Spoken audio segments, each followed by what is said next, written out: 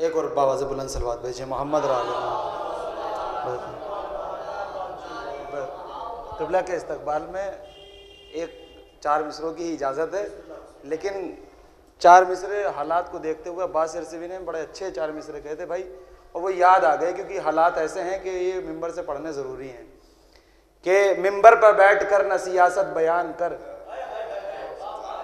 मिंबर पर बैठ कर न सियासत बयान कर, दम है तो फातिमा की शहादत बयान कर, दम है तो फातिमा की शहादत बयान कर। शामिल थे जितने लोग भी जहरा के कत्ल में, उन सबका नाम लेकर रिवायत बयान कर।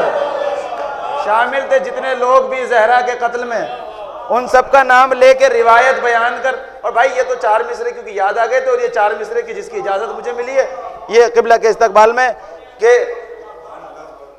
उन सब का नाम लेके सलवात भेजे मोहम्मद और आले मोहम्मद। आपके और हमारे दरमियान फ़ख्र मिल्लत अली जनाब मौलाना यासूर अब्बास साहब क़िबला तशरीफ ला चुके हैं। आप इनके इस्तकबाल में बावाज़ बुलंद नारे सलवात भेजे मोहम्मद और आले मोहम्मद पर।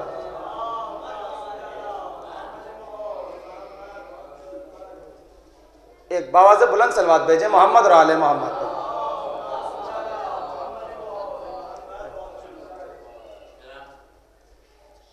एक और सलवात भेजे मोहम्मद और आले मोहम्मद पर।